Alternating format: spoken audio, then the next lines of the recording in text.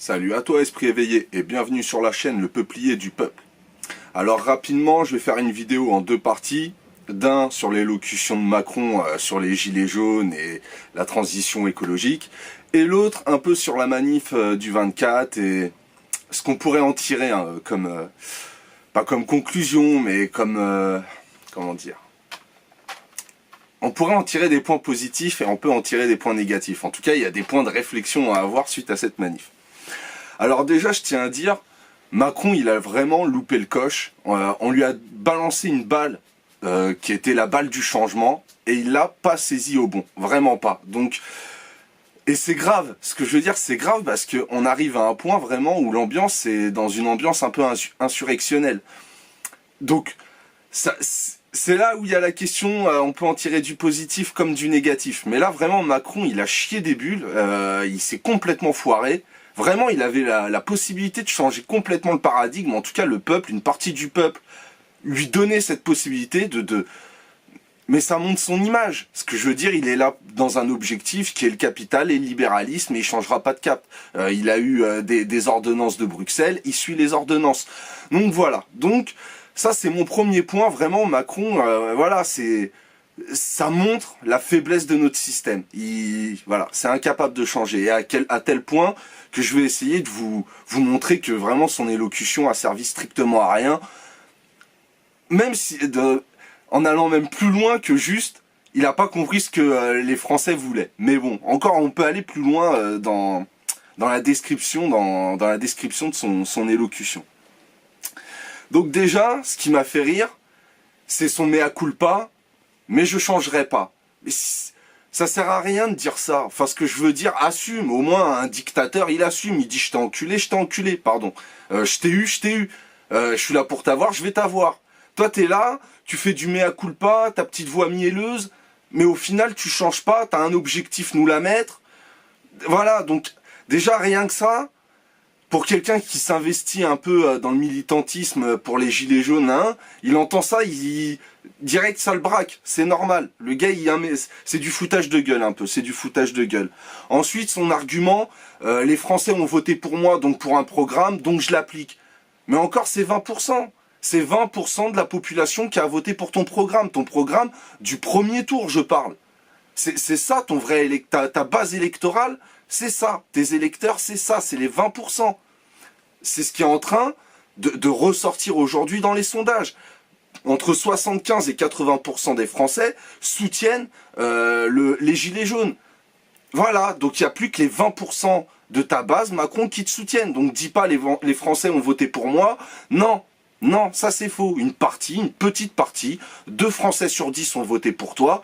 Maintenant, si tu veux satisfaire 2 Français sur 10 et te mettre à dos les 8 autres qui restent, c'est toi qui vois. Mais la démocratie, à mes yeux, c'est pas ça. La démocratie, la vraie.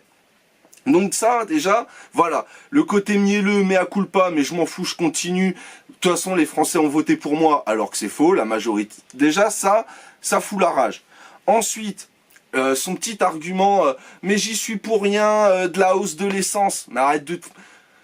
Écoute, on comprend le principe que nous, on gère pas la hausse à la vente du baril. Oui, c'est sûr. Mais il y a la hausse de la taxe. Et ça, tu peux pas le nier, c'est un objectif jusqu'à 2022. Donc même si là, ok, c'est pas toi le fautif, demain, le 1er janvier, c'est toi le fautif. Ce que je veux dire, les Français sont pas teubés, ils voient un peu dans l'avenir, hein. Donc ils savent très bien que la hausse, ils vont se la taper salement. Et jusqu'à 2022, voire plus loin. Donc voilà. Donc pareil, faire le pauvre, la victime, oh, j'y suis pour rien, si, t'y es pour quelque chose. Et ensuite, je tiens à préciser, avec leur TIPE, ou je sais plus, enfin, la taxe variable sur le carburant, c'est vraiment de l'enfumage. Car le principe de base, et qui va continuer, c'est la hausse. Donc, ok, il y aura des variations, nanana, mais c'est juste histoire de faire passer plus doucement la pilule, tu sais, c'est quand t'as une gélule qui fait 1 centimètre et que tu la coupes. Mais au final, t'auras quand même avalé ta gélule. Bah là, c'est la même, la pilule, ils vont te la faire bouffer. Donc voilà, donc ça pareil, c'est vraiment de l'enfumage, la taxe variable sur l'essence, enfumage. En plus, à ce qui paraît, d'après Bercy, c'est casse-gueule, ça coûte plus de thunes qu'autre chose. Enfin bref, c'est enfumage. Ensuite, il nous ressort quoi? Ah oui, les passoires énergétiques. Mais pareil. Alors, ok, on va me sortir que... Mais il n'a pas supprimé, là, l'aide par rapport au double vitrage. Alors, ok, soi-disant, c'est pour récupérer cette aide et pour mieux la réinjecter de façon plus équitable. Mais on n'en sait rien pour le moment si ça sera équitable. Par contre, la suppression, elle y est. Ce que je veux dire, on n'a aucune sûreté que ça sera réellement bien injecté. Surtout qu'on a entendu qu'apparemment il y a 600 000 ou... Enfin, il y a eu une baisse d'aide, dans l'isolation. Donc voilà, donc bref, ça aussi, donc ça c'est vraiment... ou nous prendre pour des idiots, ou vraiment manquer de pédagogie, parce que là, il y a un truc qui passe pas. Tu dis que tu vas améliorer, mais tu supprimes, et tu t'expliques pas comment ça sera mieux, et c'est pas en même temps. Donc les gens, ils se sentent perdants. Donc voilà. Donc ça, c'était une blague. Et il nous ressort encore l'indépendance énergétique, mais ça, c'est une blague. Je répète, le lithium, on est dépendant du lithium, donc c'est l'Asie. L'uranium pour nos centrales nucléaires, c'est l'Afrique. Alors ok, là c'est bon, on a un esprit colonisateur et on s'en bat les couilles, on a un prix ridicule l'uranium. Mais si un jour on veut stopper l'immigration, redonner l'indépendance à l'Afrique, l'uranium, on va le payer plein pot. Et ça sera pas...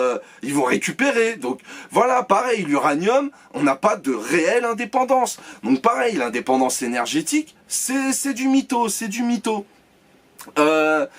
Les particules fines, il nous ressort les particules fines, mais là il y a une étude qui est sortie, comme quoi ce qui crée le plus de particules fines, en fait c'est le freinage, c'est quand on freine. Donc alors je vous raconte même pas le métro, à ce qui paraît quand tu rentres dans un métro c'est bon, t'es foutu, mais les voitures, ce qui crée le plus de particules fines c'est le freinage. Il y a même là des gens qui sont en train de déposer des brevets pour mettre des filtres au niveau des plaquettes de frein. Voilà. Et ça coûte moins cher que changer une caisse. File des aides pour que les gens puissent mettre tous des filtres au niveau de leur plaquette de frein. Mais en tout cas, voilà. Bon, il interdit pas les gens de freiner. Ils mettent même des feux rouges un peu partout et des ronds-points partout. On freine comme des gorées tout le temps. Donc voilà. Mais c'est le freinage qui crée le plus de particules fines. Donc pareil. Donc les particules fines, c'est vraiment un argument complètement timbré. Et il nous ressort aussi le covoiturage. Non mais le covoiturage, les amis. Alors c'est bien pour le travail. On peut faire du covoiturage. Mais après, pour le reste, faut trouver quelqu'un qui est en accord, enfin en harmonie avec ton planning pour les enfants. Faut après trouver une autre personne qui est en harmonie avec ton planning pour les courses. Après, et ainsi de suite, ainsi de suite. Donc en gros, tu vas passer ta vie à gérer ton agenda de avec qui je peux y aller, pour quand, où, comment. Donc en gros, faut arrêter de taffer parce que je te dis, tu passeras plus de temps à trouver des gens, t'emmener à droite à gauche, que pouvoir faire du covoiturage général. Donc dire le covoiturage, c'est miracle. Ouais, c'est miracle pour le travail. Mais après, pour la vie de tous les jours, les gens, ils ont quand même besoin d'un moyen de locomotion. Donc, faut arrêter cette blague aussi.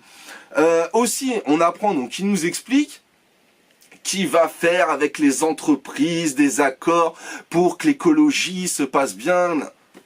Mais là, on apprend que les banques françaises, je dis bien françaises, alors j'imagine même pas ailleurs, mais les banques françaises, quand ils investissent de l'argent dans l'énergie, sur 10 € investis, il y en a 7 qui vont dans les énergies fossiles. Voilà. Est-ce qu'il a parlé de ces banques-là qui financent tous les jours, mais en masse, les énergies polluantes? Il en a parlé, qui va les punir? Non, non, ça on n'en parle pas, ça on n'en parle pas. Par contre, on change pas le cap, le peuple, lui, on va le flinguer. Mais bon, de toute façon, lui, il déteste la classe moyenne pauvre et la classe pauvre. Il la déteste, il la vomit. Donc comme ça, c'est réglé. Il nous parle aussi de la biomasse. Alors, je sais qu'il y a certains délires de biomasse qui sont bons, mais moi, biomasse, à quoi je pense, la biomasse? La ferme des 1000 vaches. La ferme des 1000 vaches est conçue pour la biomasse. Voilà quoi, donc ça c'est parfait, c'est l'écologie là c'est chambé. Donc voilà, pareil, biomasse, mais c'est vraiment où faut l'encadrer, mais il a pas dit qu'on allait l'encadrer, interdire les fermes à 1000 vaches, respecter la biodiversité, les animaux. Non. Donc voilà, donc pareil, l'argument biomasse ridicule. Il nous parle aussi des barrages hydrauliques. Non mais ça pour l'écologie, les barrages hydrauliques, c'est énorme. Vous avez vu le truc d'un barrage hydraulique? Je vous invite à aller voir, il y a des reportages sur les dangers des barrages hydrauliques, sur l'environnement. Ça flingue les rivières, ça flingue tout. Et donc ça, pareil, c'est écolo, c'est ça le changement énergétique, la conversion. Non mais on marche sur la tête, on marche sur la tête. Ce mec est une blague. C'est ça que je dis, les ficelles sont tellement grosses que ce mec est une blague. Il dit aussi, donc il y a quoi? Ah oui, faut pas... comment dire, qu'est-ce qu'il avait dit, qu'il ne fallait pas opposer l'économie et l'écologie. Très bien. Est-ce que le ministère de l'écologie va migrer à Bercy? Parce que c'est ça en fait. Faudrait un écolo à Bercy qui valide. Ça c'est écolo, je valide ton budget. Ça non, ça tu niques la planète, je valide pas. Est-ce qu'il y a ça à Bercy? Non, bon, donc dire faut faire le lien entre les deux, commence à le faire au niveau de l'État, j'ai envie de dire, c'est la moindre des choses quoi, parce que financer des gorées qui polluent là, comme les gros paquebots et tout, les super tankers, là il y a du monde, hein, là, mais demande à un écolo s'il validerait tes super tankers ou tes super yachts de comment ça s'appelle. Là, ceux qui voyagent comme des gorées à 1500 € sur la flotte, là, enfin bref, ça on valide, hein, les yachts qui polluent, ça on valide, hein. Enfin bref, donc ça c'est une blague. Et aussi la deuxième blague, c'est sur le nucléaire. Mais alors là, la blague. Déjà, on n'est pas au courant que le lobby du nucléaire est super bien installé en France. Déjà, on l'a retiré de notre cerveau. Et le gars, il dit, en gros, va falloir faire un équilibre entre l'évolution des énergies renouvelables et la baisse du nucléaire. Mais en même temps, déjà c'est... Non. Est-ce qu'il y a une phrase qui... Je vais d'ailleurs vous la mettre, je vais l'extraire et vous la mettre. On sait très bien qui gère les énergies renouvelables. On le sait. Enfin, c'est EDF, c'est les gros. Donc si eux veulent pas, parce que le nucléaire est plus rentable, ils vont pas se faire la nique à eux-mêmes, hein. Ce que je veux dire à partir de là, et en plus Macron leur dit une phrase, mais en direct, hein, il y a le blabla un peu sérieux, nanana, et là il y a une phrase, mais amicale, même dans le ton change, et la phrase est amicale, où il dit à EDF, ne vous inquiétez pas, on ne fermera pas d'usine de centrale, car on aura besoin de vous. Il dit même, vous allez créer un programme de nouveaux nucléaires.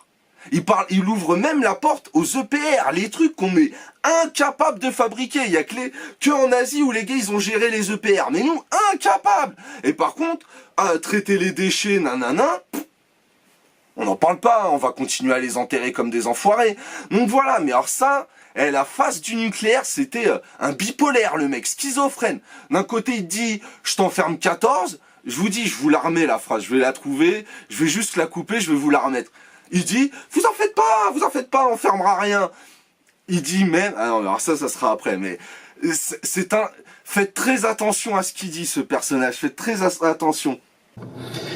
Je fixe d'emblée à EDF une règle, aucune fermeture complète des sites. Réduire la part du nucléaire, ce n'est pas pour autant renoncer au nucléaire. Ensuite, il dit aussi, il veut bien créer un dialogue avec les gilets jaunes. Mais alors là, mais si c'est le même dialogue qu'il a fait avec les syndicats ou même les associations par rapport à la protection de l'enfance, les associations, mais ils sont venus, ils se sont sentis losés. Les syndicats sur la loi travail, sur le ferroviaire, les gars ils sont venus, ils l'ont dit. Ah ouais, hein, ils nous ont écoutés, hein. Mais à la fin ils ont dit on s'en fout. Donc ça va être ça. Ça va, venez parler pendant 3 mois, comme ça nous on va tout passer sur ordonnance, janvier va passer, on va bien vous la mettre, mais on vous aura écouté, hein. On aura fait un petit semblant de démocratie. Donc ça pareil, vraiment les gilets jaunes, faites gaffe, enfin je pense que vous êtes rodés, vous êtes au courant comment fonctionne un peu ce système, mais voilà, ça va être de l'enfumage, hop, au revoir. Donc ça vraiment... pareil, si c'est avec la même que ce qu'il fait depuis 1 an et demi, voire même sous Hollande, pareil, si c'est la même façon de dialoguer, c'est bon, on sait, hein, c'est parler à des portes de prison, ils en ont rien à foutre de nous. Ensuite, il y avait quoi aussi? Ah ouais, non mais la blague. Le gars qui dit, ah je sais pas ce que c'est que le chèque énergétique. Non mais oh! De quoi on se fout? Mais c'est une blague. Non mais je sais que c'est une blague. Je sais que le mec sait ce que c'est que le chèque énergétique. Mais pour faire genre, je suis comme le peuple, il y a trop d'administration. Et là, c'est là où il va vous faire passer une quenelle de 360. Oh, mais moi, je sais pas ce que c'est que le chèque énergétique. Mais tu te fous de nous. Bien sûr que tu sais. Tu te fous de nous, tu te fous de nous. Alors nous, bien sûr, on peut dire que c'est compliqué de l'obtenir parce qu'il faut faire des... Mais toi, tu sais très bien ce que c'est que le chèque énergétique. Donc là, ton côté encore tripacteur, hein, c'est vraiment de la foutaise, Et ensuite, donc, qu'est-ce qu'il nous dit aussi Ah oui, là, c'est là où il y a la quenelle, mais une quenelle de ouf. Il vous a dit... Et cette phrase, elle a été puissante. Comme quoi, soi-disant, nous, on est schizophrènes, on veut moins d'impôts et plus de services publics. Mais ce qu'il n'entend pas, nous, c'est public derrière. Et lui, il a dit une phrase de ouf. Oui, je vais donner aux Français plus de services et ils vont payer moins d'impôts. Et donc, il y a ce que je vous demande avec le gouvernement de faire sur la transition environnementale, mais il y a aussi les choix que nous aurons à faire plus largement pour rebâtir ce contrat social du siècle nouveau, mais rebâtir aussi une plus grande efficacité de l'action publique et réussir à avoir un meilleur service public, à avoir une meilleure réponse à leurs aspirations, en dépensant moins et donc en pouvant plus rapidement baisser leurs impôts et leurs taxes. Vous savez comment on obtient plus de services? Point. En payant moins d'impôts? Point. C'est en privatisant. Voilà, il va libéraliser, il va privatiser. Voilà ce qu'il va faire. Et il va se servir de votre colère, de notre combat, de la lutte qu'on est en train de mener pour faire sa politique. Il va dire, mais attendez, les Français, ils veulent payer moins d'impôts? Mais moi, je peux pas en faisant plus de services publics. Eh ben, je vais libéraliser, je vais privatiser. Et voilà ce qu'il va faire. Donc, faites attention à ça aussi. Il va essayer de s'accaparer nos idées, mais pour en faire sa politique, et une politique qui va nous dézinguer encore plus, nous dézinguer. Et donc pareil, là ils ont parlé de la politique sur la mobilité. C'est une blague, rénover les routes. Non mais on s'en fout là tout de suite, rénover les routes. Ça empêche pas le mec de prendre sa voiture. Lui, ce qu'il a peur, c'est de plus avoir sa voiture. C'est pas que la route, elle est pleine de nids de poules. Là, tout de suite, c'est pas le problème. Restaurer les lignes du quotidien pour le chemin de fer. C'est pas rénover les lignes du quotidien. C'est réouvrir les petites lignes, même si celles-ci ne tirent pas de bénéfices. Voilà, car c'est un service public. Et le service public, je rappelle, n'est pas là pour tirer un bénéfice. Il est là pour rendre un service au peuple. Voilà, c'est pas une entreprise. Donc voilà. C'était mon point sur l'allocution de l'autre tartampion de Macron qui voilà, je vous dis, il a foiré l'occasion, il a loupé l'occasion de faire un vrai changement. Alors même si moi j'aurais pas kiffé parce que c'est lui, mais je me serais dit, merde, il est peut-être bon, mais non, on sait pour qui il roule, on sait qui il est, un techno qui travaille à la botte du capitalisme complètement libéralisé, qui a plus aucune pudeur, qui s'en bat les couilles de tout, donc voilà, donc bon, bah, oui, ça, à un moment donné, ça va être l'insurrection, et moi je suis pas pour, moi, parce que ces choses-là sont le meilleur moyen pour qu'on crée un système à la va-vite et qu'on refasse les mêmes erreurs. Donc voilà, je suis partagé. Et du coup, vu que je suis partagé, je vais vous parler de la manif du 24. Alors déjà, je tiens à préciser, j'y suis allé que l'après-midi et à Paname. Déjà, quand j'ai vu comment ça partait à 10h30, je me suis dit, mais ça part trop tôt, c'est pas possible. C'était prévu que les gens devaient arriver sur Paris entre 13h et 15h. À 10h, 10h30, ça part en sucette. Je sais pas, avec n'importe quelle logique, si le but était de faire masse, de regrouper beaucoup de monde, nanana, c'était d'éviter l'heure des infos, d'éviter midi. Là, les gens, il y a beaucoup de gens, ils se sont dit, moi j'y vais pas, c'est la guerre, j'y vais pas. Alors pourquoi? La question c'est pourquoi... Et pourquoi et dans quel intérêt c'est parti aussitôt? Enfin, à un moment donné, faut quand même se poser la question. Alors moi, comme je vous avais dit dans une vidéo précédente, je vous avais expliqué que les partis opposants, donc que ça soit le FN, enfin RN, mais c'est le Front National, on s'en fout, que ça soit les Insoumis, que ça soit Dupont-Aignan, tous ces gens-là ont aucun intérêt à ce que les gilets jaunes s'organisent et arrivent à s'émanciper de ce système. Ils en ont aucun intérêt. Eux, leur seul objectif, c'est de récupérer des électeurs et d'essayer d'obtenir le pouvoir dans 3 ans. C'est leur seul objectif. Et ça, c'est c'est de l'accord en commun. Ce que je veux dire, les partis sont peut-être très divisés, mais ils adorent ce système élitiste. Donc pour moi, ça serait plus avec un commun accord, les partis opposants qui ont organisé ça, qui ont envoyé leurs sbires foutre le bordel avant midi. Et c'était prévu, c'était ce que je veux dire, ce bordel, pour moi, j'y suis pas pour, je vous expliquerai pourquoi. Mais ce bordel était prévu et organisé. C'est une évidence. Pourquoi c'était prévu et organisé ? Il y a 3 points, hein, et c'est simple.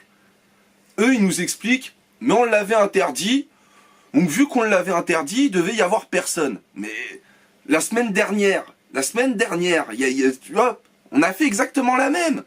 C'était interdit, et pourtant il y avait du monde sur les champs. Donc c'était normal que là, enfin normal. En tout cas, ça tombait sous la logique que l'interdit allait être bravé. C'était sûr. Donc ça, c'est le premier point. Ils étaient forcément au courant que des gens allaient débarquer sur les champs. Le deuxième point, c'est que vu que tu sais que les gens vont débarquer sur les champs, pourquoi tu le laisses ouvert ? Et c'est faisable, c'est faisable. Il y a plein de médias, comme quoi les médias sont pas forcément à chaque fois du côté 1. Il y a les médias qui expliquent que pour le 14 juillet, les champs sont fermés.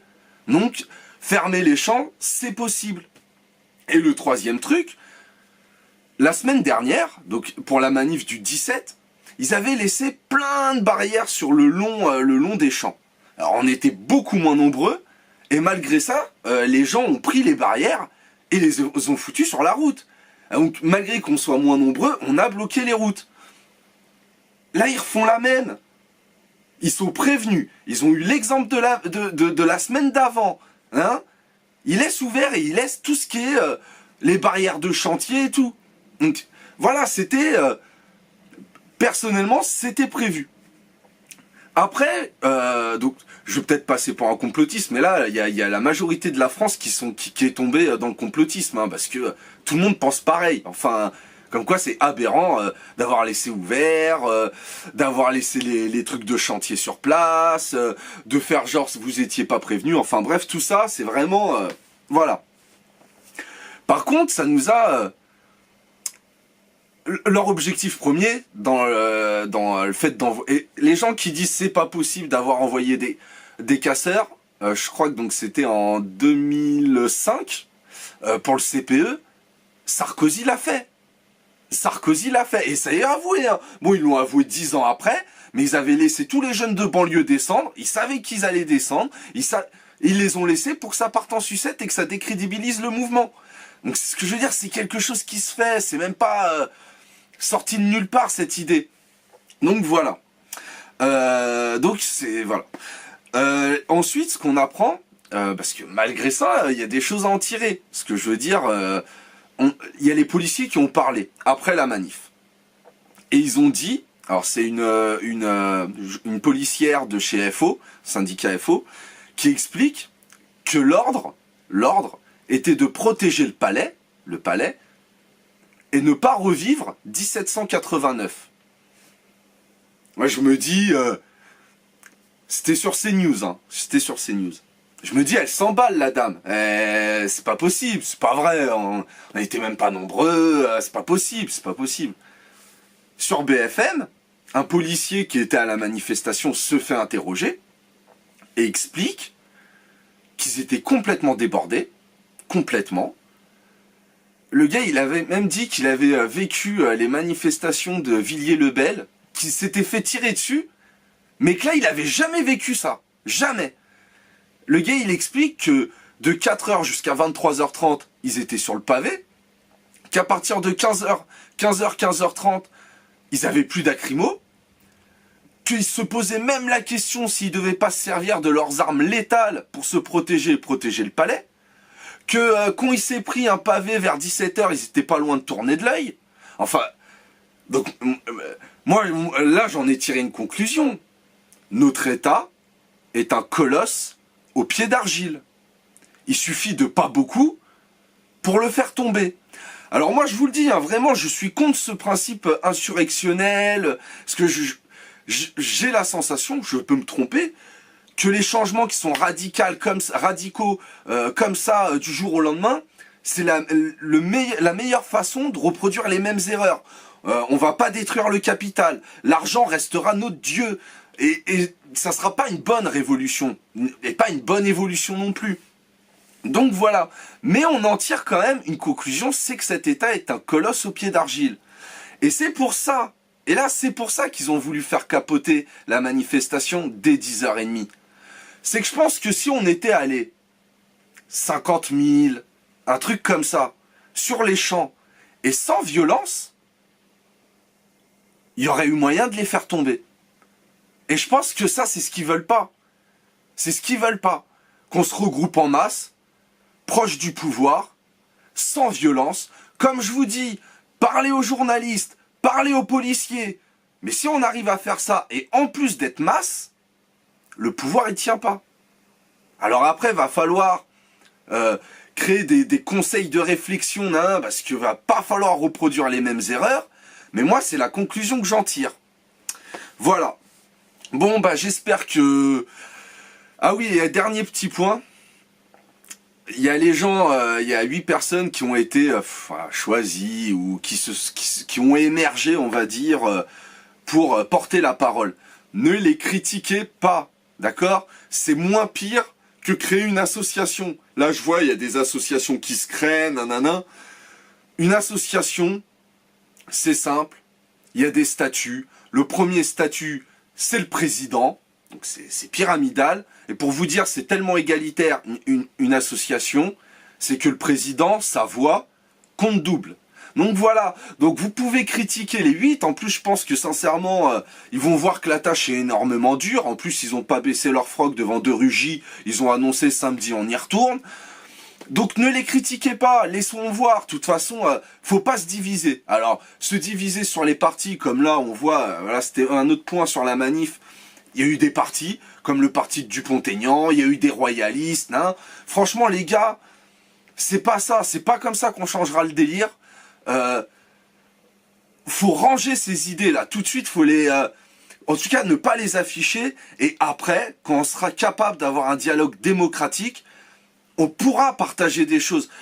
On peut parler, et le but, faut parler, faut pas se cliver, faut pas du tout être dans les clivages, et ranger vos délires de parti. Là, les Dupont-Aignan, les Debout la France et tout, stop, on arrête. Pareil, les syndicalistes, si vous voulez suivre le mouvement, suivez-le en tant qu'ouvrier et citoyen, pas en tant que syndicaliste. Après, si vous apportez des idées qui sont un peu syndicales, il n'y a pas de problème si ces idées-là sont pour le bien-être collectif. Mais rangez les drapeaux, rangez les partis, rangez tout ça. Voilà. Sur ce, je vous souhaite beaucoup d'amour parce qu'il va en falloir, là, dans la direction où on va falloir énormément d'amour, ouvrir son esprit très grand, je rappelle, hein, c'est pas une fracture du crâne, une ouverture d'esprit. Et on vire les partis, hein, les partis, c'est parti, si c'est le même mot, c'est qu'il y a quelque chose en commun. Donc voilà, donc sur ce, je vous souhaite amour et courage, prenez soin de vous et de votre entourage, gardez le point levé et je vous dis à très bientôt. Ciao.